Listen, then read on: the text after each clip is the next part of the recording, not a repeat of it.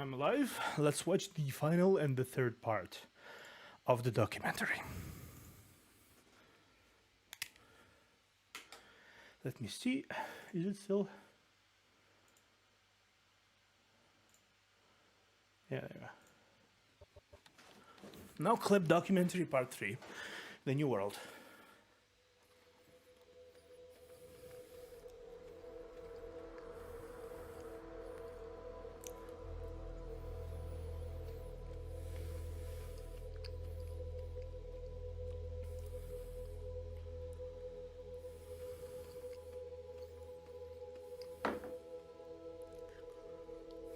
Hello and welcome to the final part of our fantastical tale. We sit on the eve of the rebirth of Square Enix's New World. Almost exactly 3 years after the original catastrophic launch, Eorzea was going to be getting a second chance. But this time, everybody knew it wasn't going to be getting a third.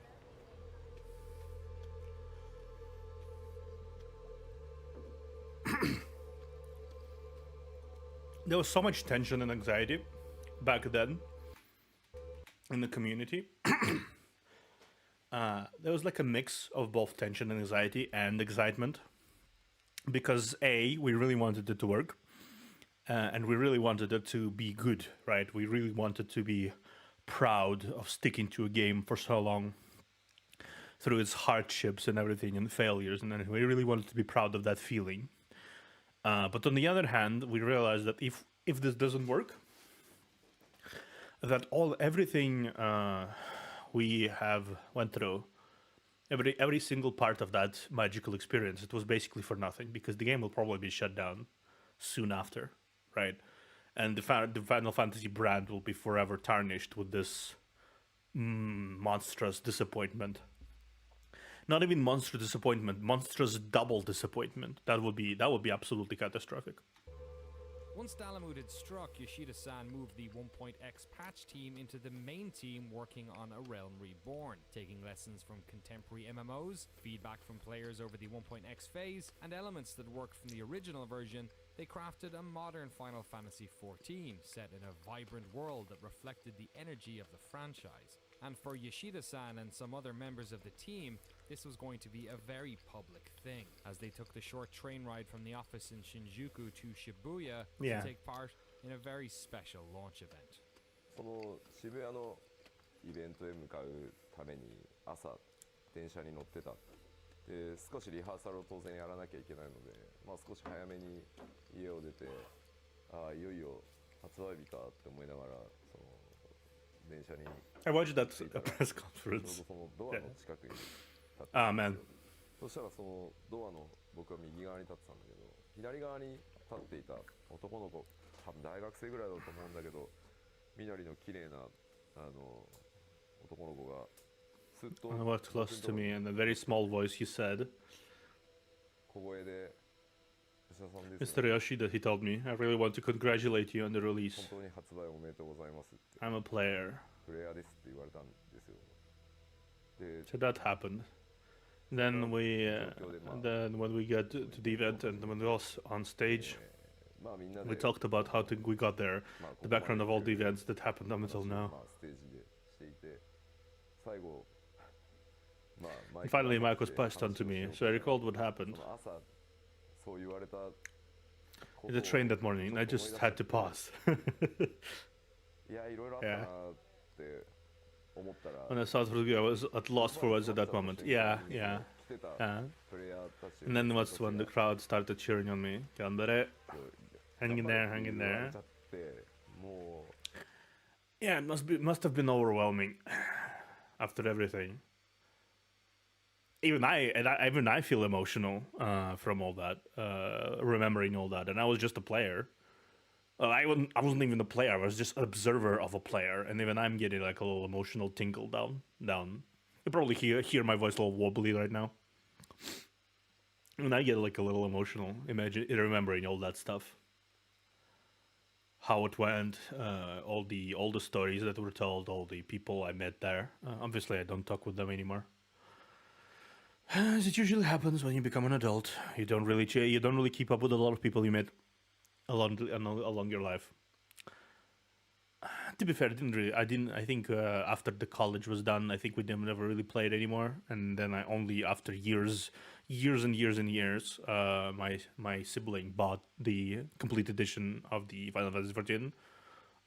I think after the Endwalker came out, like long after Endwalker came out, and bought just a fuck ton of gaming time, just a fuck ton of months of subscription. I think she bought so many game cards, she had to actually pause input in them because she inputted too much cards at once, and it was maximum amount of time that she could possibly buy in advance, like a year, and then she had like 6 more time cards left. up until this point, she had like six more time cards left, and all of them, mind you, were 3 months. So basically, it was functioning all the time. And I was like, she inputted everything, and then she immediately got a 1-year anniversary of staying around gifts. Like, she didn't even start the game, but she already got the gear for congratulations for 1 year of subscription already, because apparently it works in advance. It's not game time, it's subscription time. So if your subscription time is more than a year, you're gonna get the gear, even if you just started playing 5 minutes ago. Yeah, it was something. And and then I played it myself. Yeah, I do find it really charming myself. I really do find it really charming. The game really went a long way. I can say for sure the difference between back then 1.0 and difference between what even was in Realm Reborn, it was different is staggering right now. Like, the quests are not as boring as they were. A lot of additional layers to grinding. There was a lot of stuff you needed to do additionally to progress through the story that you just don't need to do right now. Not anymore, really. And it's just so, I don't know, it's so impressive how far the game went, honestly. Like, that's just what I want to say. It's just so impressive. 昨日もちょっと話したように MMO って発売してもそれがゴールじゃないスタートなので Smart at the beginning of a long marathon. 浸ってる暇 And there's no time for being absorbed in emotional recollection. Yeah. But just being there, pausing, and then the audience cheering on me just got to me. So I got a little teary-eyed. It's a little embarrassing to say. Yeah. 運営を続けていこうと思います。本当にありがとうございます。そしてこれからもどうぞよろしくお願いします。 Yeah. Almost 3 years after its original launch, Final Fantasy XIV: The Realm Reborn was released to PC and PlayStation 3 on August 27th of 2013. Behind the scenes, Square Enix had suffered a disastrous 2013 fiscal year, resulting in a loss of around 10 billion yen, which is $105 million. They couldn't afford another failure.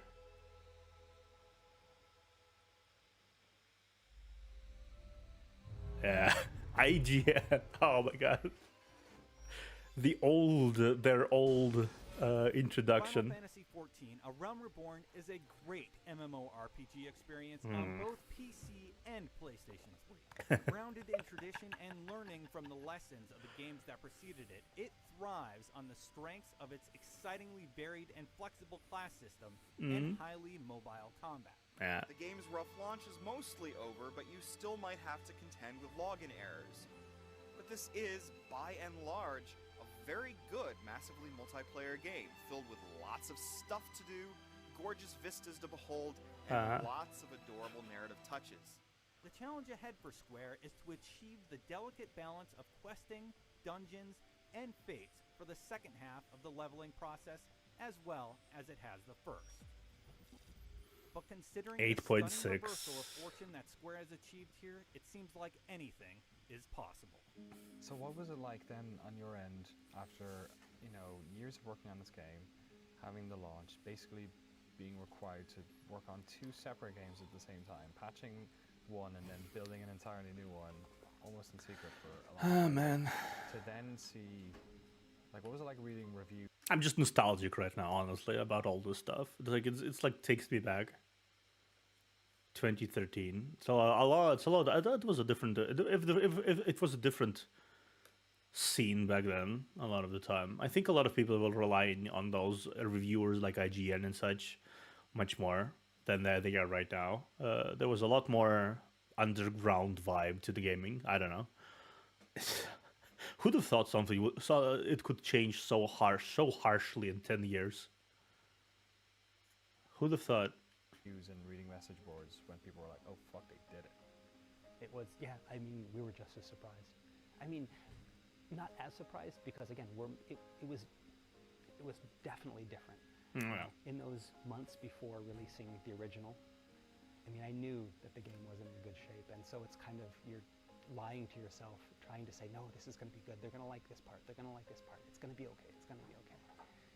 But with A Realm Reborn, It was much. This is a really good game. Yeah. And you're playing it, like enjoying it. Yeah. But there's still that little bit in the back of your mind that's like, you know, and it's what we were told, is that once the game has been reviewed, even if you try to rebuild it, everyone's going to remember the old. They're not going to look at the new. And Metacritic never forgets. When 14 came out, the original, and it was maybe people were like, okay, I think, you know, I'm a hardcore offline Final Fantasy guy, but I'll try out this new one. But then, okay, it's terrible. See, I knew it. It's terrible. They're not going to want to come back for a second time because like, oh, I already played that. It was terrible. And so there was just this feeling that even if it's a really great game, no one's going to play it. They're just going to like brush it off because it's the bad Final Fantasy Online that I tried, you know, in beta and it sucked, so I'm not going to play it anymore. Yeah. So yeah, we were afraid of that, but then, wow, it was just, I mean, servers breaking not breaking, but like servers getting so packed with people in those first few days, and then seeing the reviews come in, and you know, they saved, and then they start saying things like, you know, you saved the franchise, and you know, you saved the series, and I don't know, remembering what it was like, you know, at their launch of 1.0, and then just being able to, because who gets to re-experience a bad launch? It's something you don't get in the game. Oh no. And Especially in MMOs. And Not even especially in MMOs. Nobody gets to re-experience a bad launch. Nobody. Again, I already mentioned it, but it wasn't a launch situation with No Man's Sky. They just basically patched it back to live into a good game. A lot of games that become good over time, they were patched into it. There's no real big 2.0 situation with the storyline tying into the destruction of the old world and the creation of the new world. It doesn't really work like that. So it still stands as a unique, completely and utterly unique experience within the gaming world that I feel like is all of that. It's still crazy that FFX have managed to make such a big comeback, in retrospect. It's really crazy. You have to understand just to what lengths they went to do this shit. It was they worked on 2 games at the same time within 2 years the span. They separated their team into 2 parts to work on 2 different games, and one team was aware that this one part of the game is not going to last more than like half a year and a half, effectively. It was I was there. I already told this before, but I was actually there. I was in college back then, university, with a friend who was playing the game, and I watched him play the game, and we basically went through the entirety of 1.0 with him, with me as an observer. Things never change, huh? But yeah, and I remember that moment of Dalamud. I remember the moment of the trailer, and I remember us sitting, I was just both sitting there like tearing up. We were just like actually crying. So that's why I'm sounding so fucking emotional right now and like nostalgic, because that was a magic. That was a magical moment. I don't think I will ever get to experience that in gaming. Don't think so. Because I don't believe the gaming has the passion. A lot of the AAA gaming has the passion and the dedication to their craft to pull off something like that. Like something like that, no. Maybe patch to life, yeah, slowly over time. Maybe make the game good with time, yeah, sure, with patches and stuff. But not to this extent. Because initially, people often underestimate just how broken the original game was. People really underestimate that. It was mostly a screenshot simulator most of the time. It wasn't even a game, really. It stuttered more than it didn't. The menus were hell to navigate. Combat system, as I already said, you stood there for 5 minutes waiting for all cooldowns to slowly go in, and then for your stamina to fill back in. And then you needed to click all the buttons manually using your controller stick by dragging your mouse pad across the thing. And it was just like, not mouse pad, the D-pad of the controller, because you required the controller to play a PC game. And it was just so overwhelming in a lot of cases that I'm not surprised people left. Lots of people left. If anything, I think we were the insane ones for sticking with it. The people who played 1.0 were the insane ones. That's the fact. Even the game developers say they were. You guys are insane. What the fuck were you? What were you thinking? Sticking to this game and not like World of Warcraft, which was still good, really good at this point, or any other MMO? Why us? Like, what was the point, right? Right? Thank you, of course. Obviously, they thank you for sticking with us, but why us, right? It's just like, and we did, and it was a great experience to be able to. It was just that vindication of like all of that extra work that we had put in. Yeah. It was what Yoshida-san had promised us. If we worked hard and we did this right, that in a year and a half's time, we can do this. And a lot of people didn't believe him, and a normal person probably wouldn't believe him. But I mean, maybe that's why we were able to do it, because all of the abnormals remained and made something that was, literally impossible happen. I guess they had faith. They had faith, yeah. We had faith. We had faith in this game. We continue playing. I already told you, if you were not here, Zeppeli, I already told you about the tradition me and my friend had when he played the game, because of the pop-out of like, there was a pop-out when you exited the game. There's like, oh, all your data might be lost if you exit the game. Like, so we were basically confused about this for a while, and then we decided to basically log out only exclusively from the taverns, right? We specifically took our time to go into a tavern, like get into the room, leave our stuff in. Like, it basically was almost an RP experience, and then we logged out, right? Because it's like that way everything is saved. My character data might be not saved, but everything be saved. But then we realized that it was just basically a warning to pop to a no context warning of like, oh, servers are gonna be updating, but occasionally, one in a million of times, like 1 in a billion of times, it might just not save something, like a few minutes of time, because the server lagged or something, right? That was basically it. But we still continued this tradition. So that was just like one of many weird things that we had to do. We had or decided to do because of the 1.0 was such a wanky game.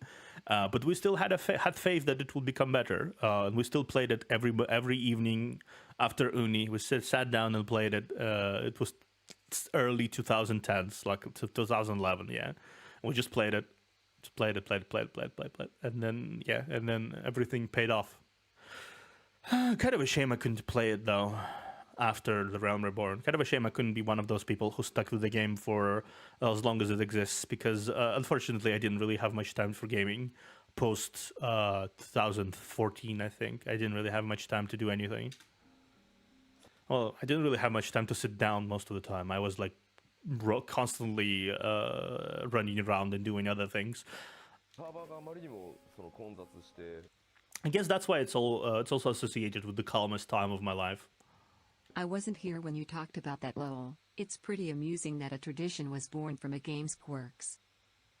Yeah, it was basically born. We only exclusively logged out from the taverns. We always came in home, honey, I'm home style, and we just basically went in and played it and put his stuff into the bags and everything, and then we just went to sleep.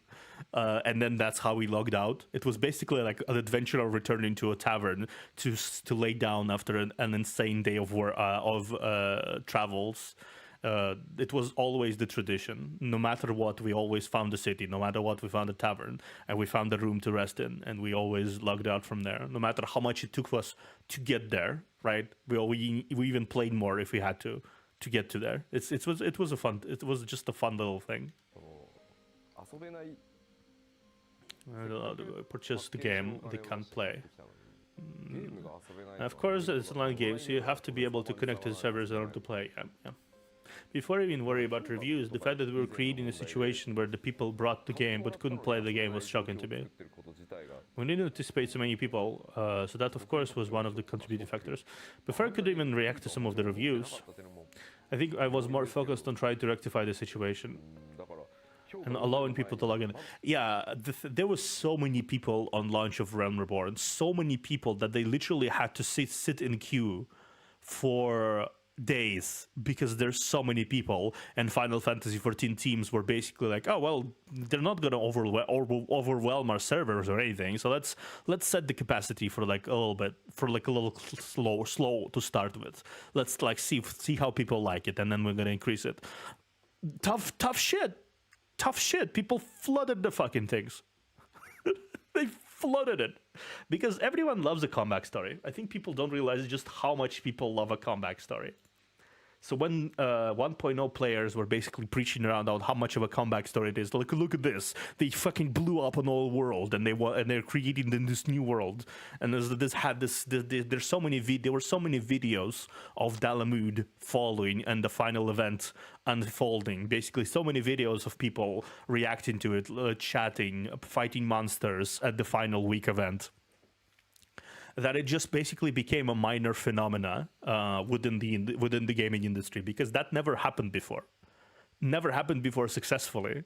So people were super hyped about it, super nervous but super hyped, and they all flooded in like immediately after everything went in. They just flooded in, and the fact of the matter is, it became a snowball effect. Because people went into play, realized the game is leagues ahead of what it once was. Like, it was leagues ahead. It was not even compared, the game quality, to what it was. It cannot be even compared to what it was before. And it was a snowballing effect of people saying, wow, they saved Final Fantasy franchise. They saved the Final Fantasy franchise. They did it so well. They did so amazing. And then they also bought subscription, and they also entered the game. And it's just like, it's within the days of it all rolling in. Some people bought the game just to realize they cannot play the game because the servers are just so fucking overloaded with people. There's just so many people there that they could not even create a new character. There's not enough servers to accommodate every single person who wanted to play. Not enough people. It was chaos in the most positive sense, because so many people were excited about a game that me and my friend were struggling to keep excitement for, right? For a long time. Even at the end, we were basically fully on board with everything, but we were struggling to like this game for a year before it became better, and then suddenly everyone else liked this game, and you feel like a pathfinder in a weird way. I liked this game even before it was hip, you know?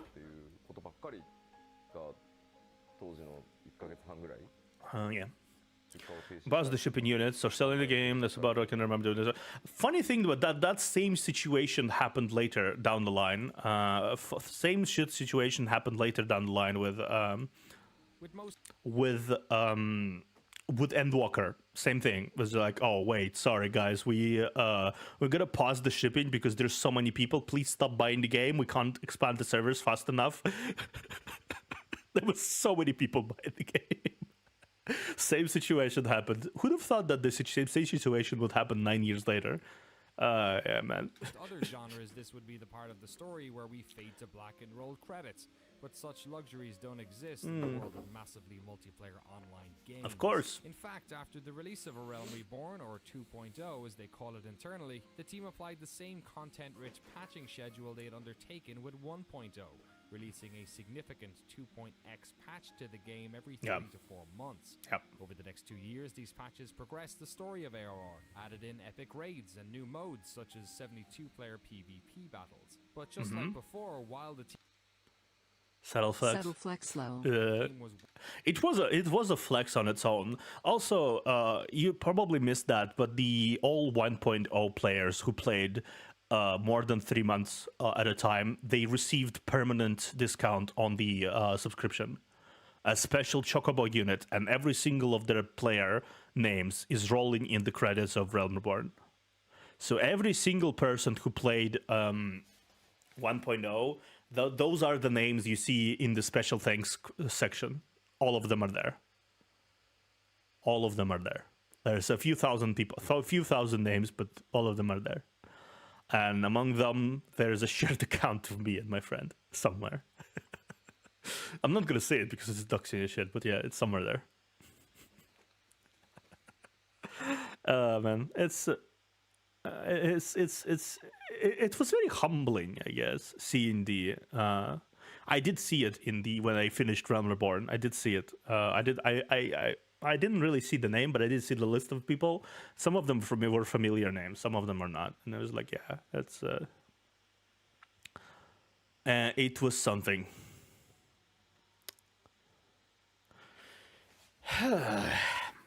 But yeah, they did a lot of really fun. There is a special dialogue for 1.0 accounts within the game that is only triggered if your account is legacy. People talk to you uniquely if you are a legacy player that came from 1.0 in some situations. So there is a lot of really heartwarming stuff that they give into 1.0 players specifically. But it's still not like alienating to the new players. It's not important to have this. It's just really cool too. Working on these 2.x patches, they were concurrently building an updated version of the game, the first expansion pack. Devin's word. I think it was 2014, October, maybe September time. And some of the dev team members came up to me and said, they told us it would be get a little easier after Era launched. Get a little easier. I said, no, for the MMO, that's really is because Vision Spirit is going to be all the way up to the release of the first expansion. Yeah. So sorry. Yeah, I mean, it's fair. Yeah. Well, I mean, what was in our minds was, not having another letdown. Mm-hmm. Don't take for granted that the rebuild was a success. We can't just expect our users to say, oh, they're going to release expansion, so we can do whatever we want, and it doesn't matter, they'll buy it, ha ha ha. Yeah. Yes, World of Warcraft and Shadowlands. Yeah, exactly that. There was none of that sense. One good thing that came out of the failed launch is that it's instilled into, the developers, all of the developers' minds that, we have to always strive to be better. We can't, let our guard down. It's in everyone's mind, and it's always lurking back there. We don't want to repeat that, and because of that, everyone is like always on the top of their game. Is that still there even now? Because it's been 3.5 years. Well, I mean, yeah, the old guard, yes, we all have that. But it's not all the old guard anymore. All new people, obviously. Other projects. Yeah, Some of course. people have left the company to go freelance, explore new opportunities. A lot of new people have come Of course. And so a lot of people, don't remember, what happened in 1.0 because they you weren't summer there. children. That's right, exactly. And us old timers can tell them, well, back in my day, we did it. And they'll be like, yeah, okay, whatever. And sometimes it does feel like that. There's always the chance that you can just get too full of yourself and not do 100%. I think getting too full of yourself is a constant problem in any media situation, because with a certain amount of attention, with a certain amount of success on the large scale, such as media, be it YouTube ad revenue, subscribers, be it anything else, you can get a little full of yourself and start to think that this is this is just purely you. This is all on you. This is like you didn't your actions and your effort did not contribute to you being this successful. You're just that good. It's just like you have to accept the possibility that sometimes that kind of mindset will start taking over your perception of reality. Am I too loud right now? Because I think I know. Let me check something. Some reason, let me check something real quickly. Oh, that's the wrong one. A wrong one.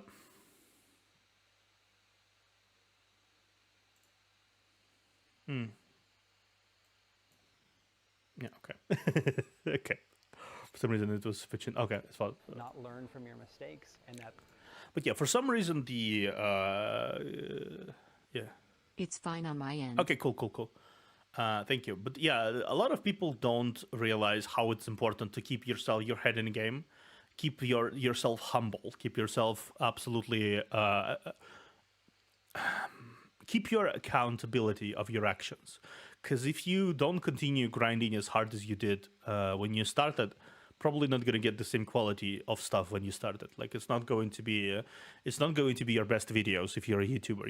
It's not going to be your best games if you're a developer. It's not going to be your best anything if you don't you realize that only effort and passion is what actually brought those successes, not the fact that you're such a rock star that totally brings success to everyone. It wasn't the BioWare magic either that just magically exists and fixes everything that happens even if you fuck up. It isn't anything of that. It's just passion and effort. That's all it does. That's all it is. The community was like, no, we're done, and we were lucky to be given a second chance. Mm-hmm. We were really lucky to have that second chance actually succeed. Yeah. I don't know. Third time, I don't know if I want to, press my luck any further. It's not a fun situation to be in. Not at all. The things that I've learned over these past 7-8 years working on 11, the original and the new and the expansions, is something that I'm going to carry with me to all future projects, as it will with, all of the other devs that have done that. It will be a piece of that Final Fantasy 14 1.0, a piece of that, ARR and the expansions will be with all of them. It will be a failure that will keep them going to become stronger. I guess that's why people say that the failure is the best teacher ultimately, because you cannot learn in life if you haven't failed, right? Ultimately, I'd say my tenure on Twitch was not exactly the most productive time I have ever. Like, for example, just my example, I meandered a lot. I did a lot of things that I don't think was really good for my brand, right? Not in like scandalous manner, but just like not. I did whatever the fuck I wanted to, right? And it was.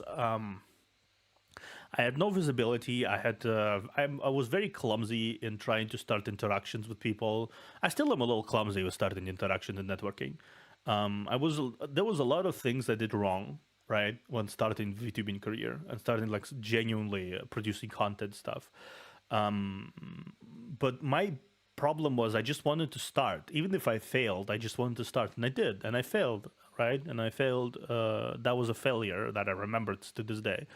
But I want that failure, seeing that lack of passion in myself back then, seeing the lack of skills I had and the way I awkwardly approached the things, I watch it, and that instead of putting me down and saying you can never do this, it's just making me want to grow better at what I do. It's just making me want to try harder.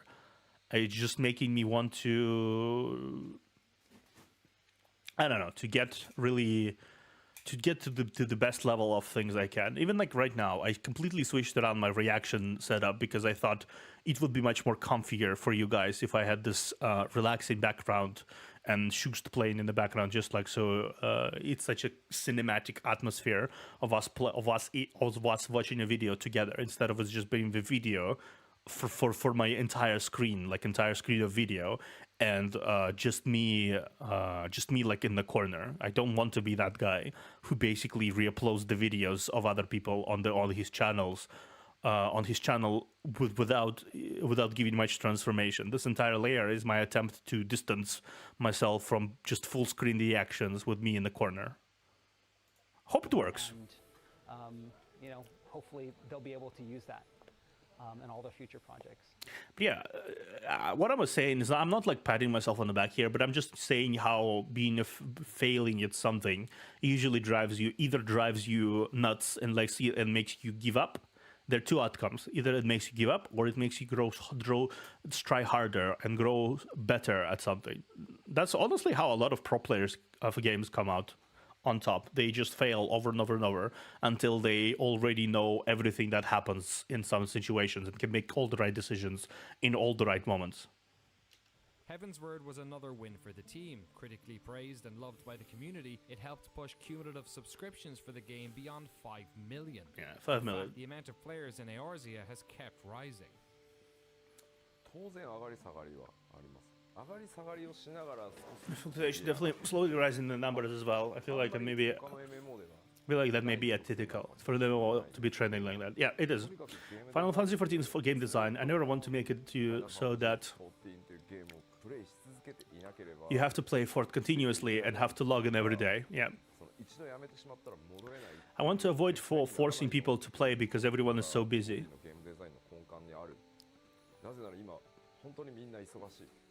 And I don't think everybody could log in every day and put in the time to play. Even the big MMO fan of MMOs like me. So I think it's okay that people come back when there's a major update to play through it at once. Play the content and then eventually win out of slow down and maybe play other games or spend some quality time with your family. I think moving forward MMOs have to be like that or else it won't stand a chance. Yeah, exactly. That is what is as much content as brand new standard RPG. Then what will come back? Yeah, okay. That's kind of game design we've been always kept in mind. There's ups and downs with the patch updates. But people hear the good reviews and join. So I believe keeping those numbers increasing is the ideal. And 14 has been doing on like that. But I would love for even more people to come and play. Yeah, of course, of course. So I always want to continue taking on challenges and pushing ourselves even further. The latest expansion pack, Stormblood, comes hot on the heels of 2 years Stormblood. of 3.x patches, which have added fresh storylines and features to Heavensward. With it comes increased level caps, new dungeons, jobs, raids, zones, and some changes to the battle system. This video came out in 2017, so it basically was around the release date of Stormblood. Yeah. Stormblood will also mark the end of the game's lifetime on the PlayStation 3.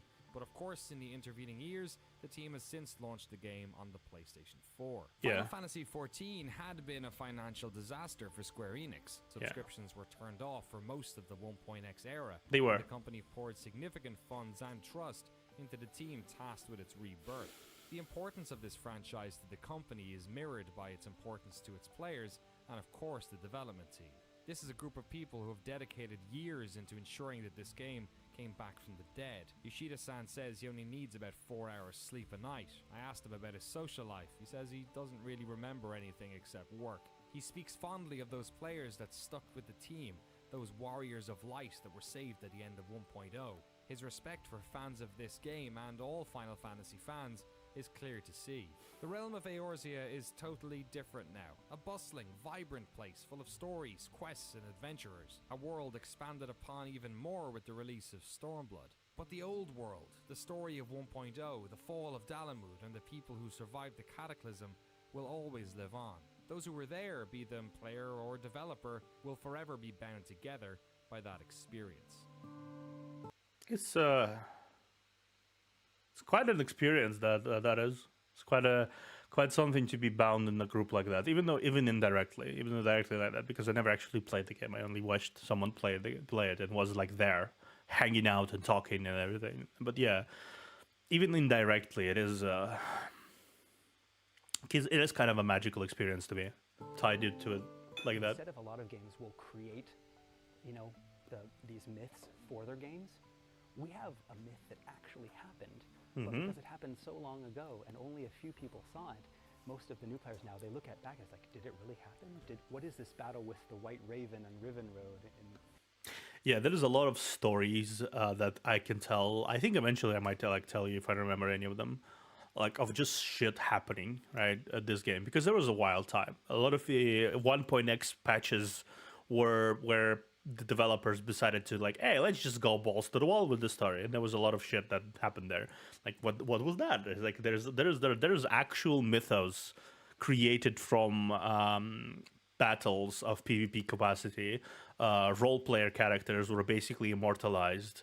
A lot of the events that happened in the game's story also were immortalized as like legends and stories and like myths. The player decisions, a lot of player decisions, like the legendary Gobu wall at the end of the player cycle, and that was basically also mentioned by someone else, I think. It was the first time I think I've ever seen game developers embrace players as the foundation of the new place, basically new world, effectively. So a lot of the new ARR stuff is all cheeky nods. Like a lot of the new Realm Reborn stuff is a cheeky nod to the 1.0. Like there's a lot of references there. It's very hard to notice if you don't know exactly what you're looking for, but it's there. It was just this grand battle, you know, all different levels and this, you know, dimensional rifts, and Yeah. it sounds like an actual myth, but it's not just a story we made up for this. You know, it's actually happened. It's actually happened. You know, as the game progresses and new players come on, I mean, it's further and further back in history that this really cool thing happened. And so, I mean, that visual works cutscene. I mean, I remember watching them just like, you know, goosebumps all over. I mean, I'm watching with all of these other, you know, like the directors and producers and, you know, the director of the visual works, and we're all sitting there and we're all watching, and I'm just watching, and like I've got like tear in my eyes. Yeah, it's dust, and it was that powerful because it kind of encompassed not only, you know, what the character went through, it was an image of what we as developers had done as well. At the beginning, we're all, you know, let's do this. It's going to be an adventure. We're like that first cutscene where, you know, with the party that goes out and they have their guild leave and they go out and they fight the Morble, and that's us at the beginning. And then the release hits you and you're down. I mean, then you have that cutscene where it's just like everyone's working together to make something new, and then it failed, but no, it didn't fail, and you're just, and all of the memories of, you know, the past years, the good and the bad kind of all come together. And, you know, just so overwhelming. And that's, you know, pretty much the reaction then when we finally released it to the public that we got. I mean, so many people. I just remember the forums, checking out the forums that day. I mean, people were just like, I've been in tears all day. I've watched it 10 times. And, and to see that, you know. We watched it about 5 times before we calmed down. You know, the development team, it's that you have this hardcore group of very, very loyal fans that, you know, they believed in the game.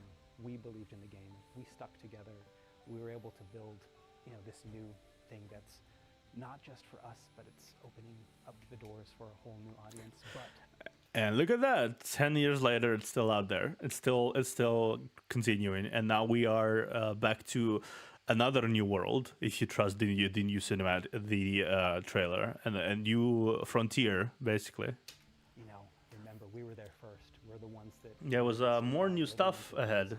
You know, they have the pride in that.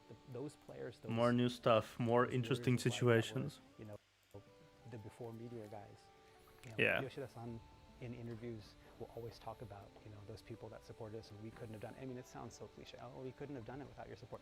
Literally, we could not have done it. Yes. Literally, we could not have done it. Yes. I mean, if those people hadn't remained, we just would like, no, let's forget it. It wouldn't be worth it, wouldn't it? It wouldn't be worth it to just continue running the game if it was just nobody left. Like, no, but people stuck with it.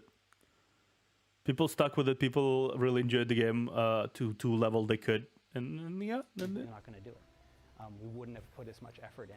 It would have just been, okay, yeah, whatever. That's just free to play, you know.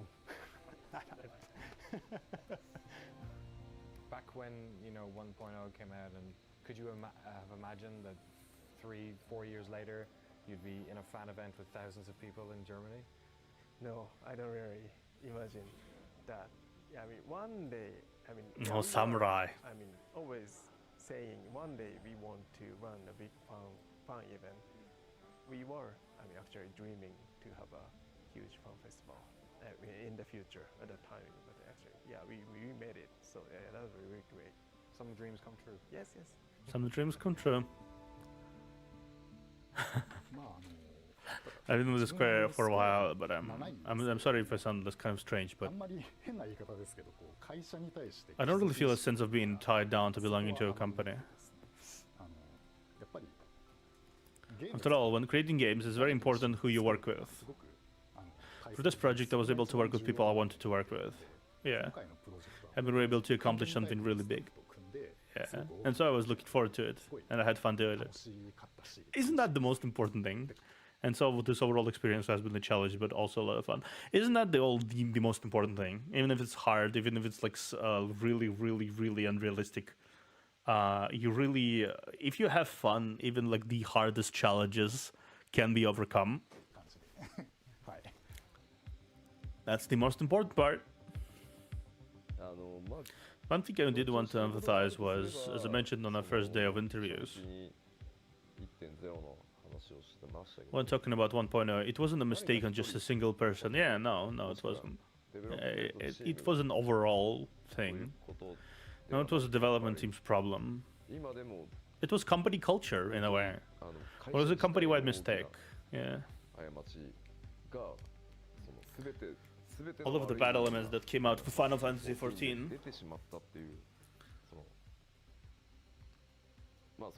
I mean, release when I say came out, it was more about all of those bad elements merging with the release of the original Final Fantasy XIV.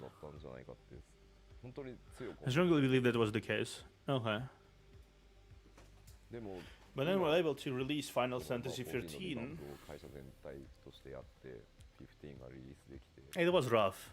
And through that, I believe the company is starting to change a little by little.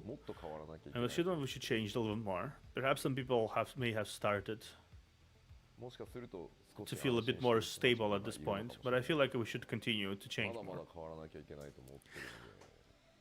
I think, in retrospect, nothing could be said more about Yoshida's perspective of change than Final Fantasy XVI. When it came out, it was a completely different experience to what you usually are used to when it comes to Final Fantasy. 15 was a third-person RPG kind of situation where you know exactly what you expect, right? It was similar battle system to, I want to say 13. It was a similar battle system to that, right? But it was much more wide game, right? Final Fantasy 16 was not even close. Like, it still was an RPG at its core, but a lot of the stuff, a lot of the flashy combat, a lot of the parries, a lot of the stuff, it was just so technical and flashy and stuff. I've seen the gameplay. It looks really exciting, right? Looks really exciting. And the fact that they also added things to let you play however you want, however mechanical you want, that's also exciting. I've seen many criticism of it before, right? I haven't played it before, so I'm not gonna say if it's a good game or not until I actually play it. Hopefully it will come to PC and I will be able to play it eventually. But it's like, the change is important.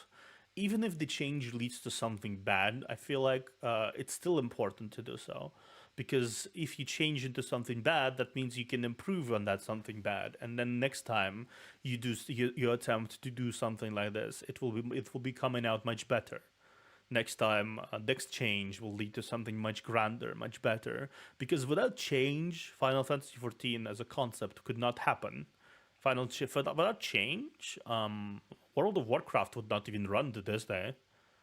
And you can't even recognize Warcraft right now as from what it was before. There was updates in graphics, updates in stories, updates in everything. Without change, a lot of YouTubers who were here for a long time ago, they would not be here anymore. I mean, out of all the people who are still relevant out there, Jantron is still relevant, even though he's been around for so long, right? And that's because he changed with the times. He changed from gameplay, from other stuff to gameplay, from gameplay to other stuff. It's just like, maybe some people will not like the change, but the change is important nonetheless. So that's why I'm thinking, I will probably not always be the gacha guy. Right, I will probably not always play gacha games. Right, I'm just not purely gacha games. I know I'm overwhelming myself right now with all the games I'm playing. I know I'm trying to catch up to all these things I'm playing right now. But eventually, once I played all the things I wanted to play, I probably will switch gears to something else. I don't know what it is yet, but yeah, I will probably switch to something else because change is a part of the procedure of this whole content creation shenanigans. You know what I mean?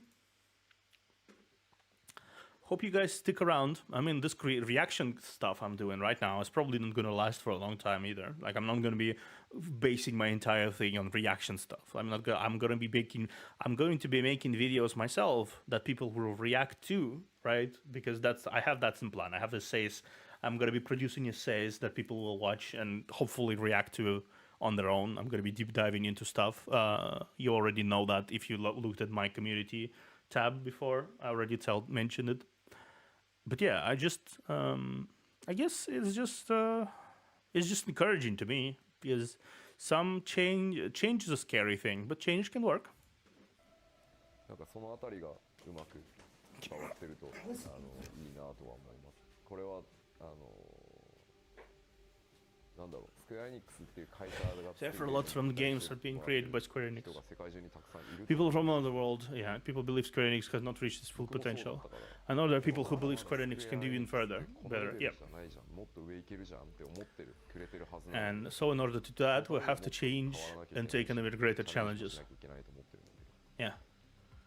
This part 2, I hope I was able to convey this through our conversations. I will say this, our intention. This is our intention. I want to make sure our messages is getting out there, even if a little at the time. So of course, if players or the company desire for me to continue to create Final Fantasy XIV, I will do my best. Of course, if there's another project, I could potentially work on that. If I decide I should go both projects simultaneously, I'll probably have to do that. But at the very least, I belong to the Square Enix as a member of staff. And I do not run my own company, so what the players expect from Square Enix and how corporate to use this is very important. This is not to say I don't have any games I want to create on my own, yeah.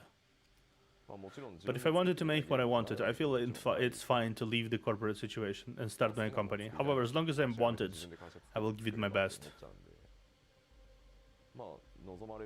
That being said, I feel like now is a good time to start thinking about if somebody can take over on even just the producer side or director side of my job.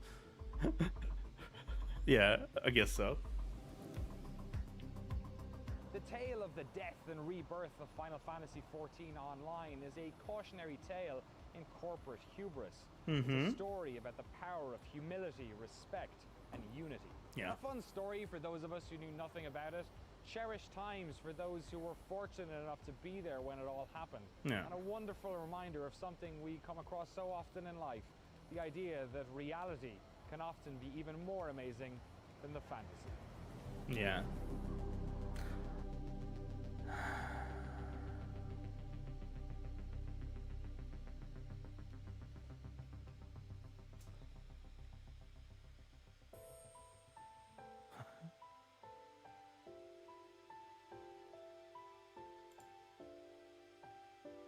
Oh, that's the story.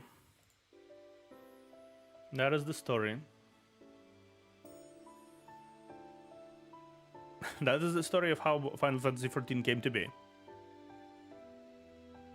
Effectively. Quite a story, isn't it?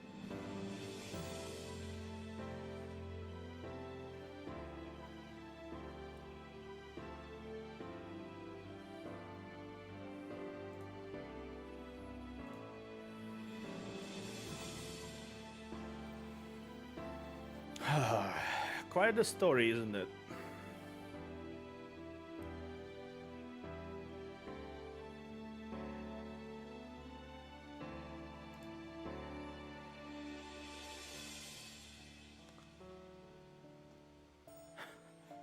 It's been so. We spent 5 hours to react into this. Goddamn.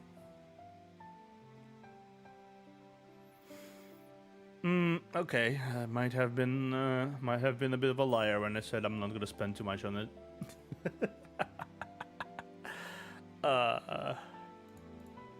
Still, it was a good trip down the memory lane, though. It was a really good trip down the memory lane.